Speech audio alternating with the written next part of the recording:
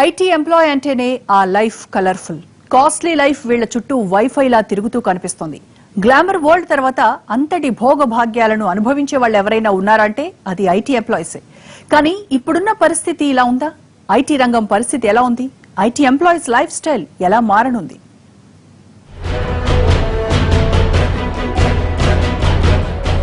సాధారణంగా ఏదైనా రంగంలో ఉద్యోగం అంటే పద్ధతి ప్రకారం పురోగతి ఉంటుంది, అంతే తప్ప అడ్డదిడ్డంగా జీతభత్యాల పెరుగుదల ఉండదు.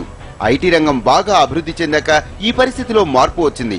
కార్పొరేట్ కల్చర్ ని అణువణువున పుణికిపుచ్చుకున్న ఐటీలో శాలరీల హైక్ అసాధారణంగా మారింది. కాస్తంత టాలెంట్ ఉంటే చాలు, ఉన్నది లేనిది ఎక్స్పీరియన్స్ చూసి వేలాది రూపాయల జీతాలను పెంచుకోవటం బాగా అలవాటు చేసుకున్నారు. ఒక్క మాటలో చెప్పాలంటే పారితోషికాలను జీతాల రూపంలో తీసుకునే రంగంగా మారింది ఐటీ.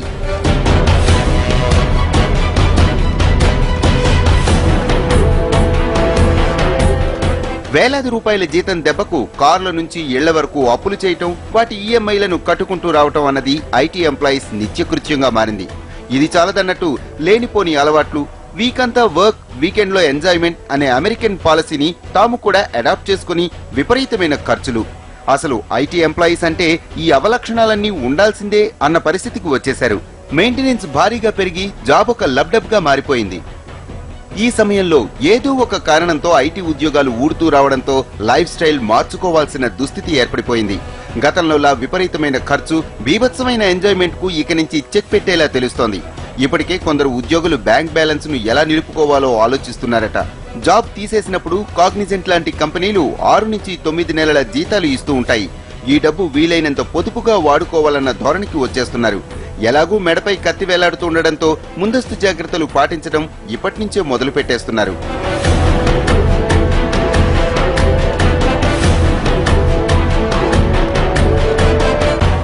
కొంతమందిని తగ్గిస్తున్నాయి. 2 కారణాలు ఉన్నాయి. ఒకటి, అమెరికాలో ట్రంప్ గారి యొక్క నిర్ణయం ఇమీడియట్ కారణం. కానీ లాంగ్ టర్మ్గా ఈ ఐటీలో సాఫ్ట్వేర్ యొక్క ఎఫిషియన్సీ ఇంప్రూవ్ అయిపోయింది. చేయవలసిన పనిని అది వరకు 10 మంది చేస్తే ఇప్పుడు 6 చేస్తే చాలు. అందుకని ఇది ఎందుకు వచ్చిందంటే ఆర్టిఫిషియల్ ఇంటెలిజెన్స్, రోబోటిక్స్, ఈ 2 కూడా సాఫ్ట్వేర్ యొక్క ఎఫిషియన్సీని ఇంప్రూవ్ చేసినాయి. తక్కువ మేధస్సు ఉన్నవాళ్ళు ఉంటే చాలు. అందుకని కంపెనీలు ఒకటి, అమెరికా నుంచి తిరిగి వచ్చేవాళ్ళు, అమెరికాకి పంపించగలిగిన వాళ్ళు తగ్గిపోవటం, మొదటి వాళ్ళు హెచ్చడం, 2 వాళ్ళు తగ్గటం. దాని తర్వాత ఇంత పని చేయాలంటే తక్కువ మనుషులతో చేయించగలగటం, తక్కువ మనుషులే కాదు తక్కువ క్వాలిఫికేషన్ ఉన్న వాళ్ళ చేత చేయించగలగటం. ఈ అన్ని కారణాల వల్ల కూడాను పెద్ద సంచలనం వస్తుంది. ఎయిర్టెల్ కంపెనీ, దానికి జియో కాంపిటీషన్ వచ్చింది. అదేముంటుంది, నేను తీసుకున్నటువంటి అప్పుల్ని, బ్యాంకులకు కట్టవలసిన అప్పుల్ని, మీకు స్పెక్ట్రమ్ ఉపయోగించుకున్నందుకు మీకు ఇవ్వాల్సిన డబ్బుని కూడాను దఫాలుగా ఇస్తాం, ముందు ఇవ్వలేము అంటున్నారు. అందుకని ప్రభుత్వం కనుక ఈ లోన్ తీసుకున్న వాళ్ళకి కానీ, ఇళ్ళు కట్టుకుని కట్టలేని వాళ్ళకి కానీ రీషెడ్యూల్ చేసినట్టయితే కొంత క్షేమం జరుగుతుంది వాళ్ళకి. H1B వీసా మీద వెళ్లిన ఉద్యోగులకు కొత్త ప్రాజెక్టులు లేవు. వీటిపై పనిచేస్తున్న వాళ్ల పరిస్థితి దినదినగండంగా మారింది. H1B వీసాలను సాధారణంగా 3 ఏళ్ల కాలానికి ఇస్తూ ఉంటారు. అవసరమైతే మరో 2 ఏళ్ల వరకు పొడిగిస్తూ ఉంటారు. ఇప్పుడు ఇలాంటి పొడిగింపులు ఉండేలా కనిపించడం లేదు. వీలైనంత త్వరగా సాగనంపుతారనే భయం పట్టుకుంది మన ఐటీ ఉద్యోగులకు. వీసాల మీద వెళ్లిన వాళ్ల ప్రాజెక్టులు సంవత్సరం నుంచి 2 సంవత్సరాల్లో ముగుస్తూ ఉంటాయి. ఈ ప్రాజెక్టు కాగానే మరో ప్రాజెక్టు కేటాయిస్తూ ఉంటారు. ఇప్పుడు పాతవే అయిపోయిన వెంటనే కొత్త ప్రాజెక్టులు అప్పజెప్పడం లేదు. ఫ్యూచర్ ప్రాజెక్ట్స్ లో అక్కడి వాళ్ళకే ఛాన్సులు ఇవ్వాలని కంపెనీలు భావిస్తూ ఉండడంతో అక్కడ మన వాళ్ల scene back to the pavilion గా మారినట్టు తెలుస్తోంది.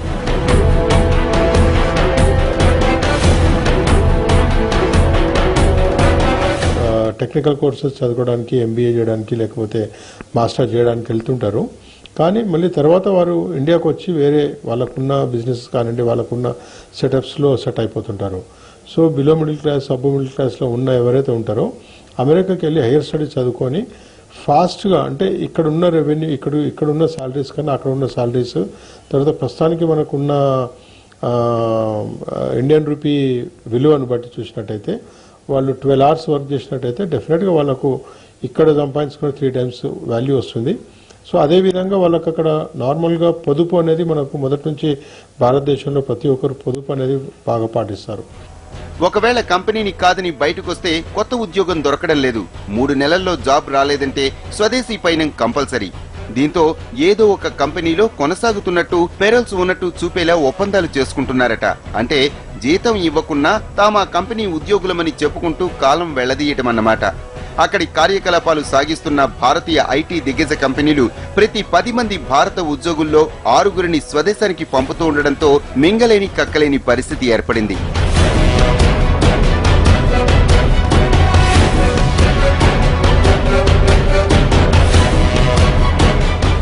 ఇదంతా సహజంగా ఉండేదే. ఇందుకు ట్రంప్ ఎఫెక్ట్ కాస్త తోడైంది అంతే. మన వాళ్ళు ఇంటర్మీడియట్ అయిన వెంటనే ఐటీ ప్రొఫెషనల్ కావాలని కలలుగనడమే కొంప ముంచుతోంది. పేరెంట్స్ కూడా తమ పిల్లలు సాఫ్ట్వేర్ జాబ్ మాత్రమే చేయాలని, అమెరికా వెళ్లాలని, అక్కడ వేలల్లో డాలర్లు సంపాదించి లక్షల్లో ఇళ్లకు పంపాలని ఓ కొత్త రూల్ ఫిక్స్ చేసుకున్నారు. దీంతో ప్రతి విద్యార్థి కల సాఫ్ట్వేర్ ఇంజనీరింగ్. అలా కంప్యూటర్ ఇంజనీర్లు కుప్పలు తెప్పలుగా మారడం వల్లే ఇప్పుడు ఈ సంక్షోభం. తమకు అబ్బాయి పుడితే సాఫ్ట్వేర్ ఇంజనీర్ని చేయటం, అమ్మాయి పుడితే విధిగా సాఫ్ట్వేర్ ఇంజనీర్కే ఇచ్చి పెళ్లి చేయడంతో కొంపలు మునిగిపోతున్నాయి.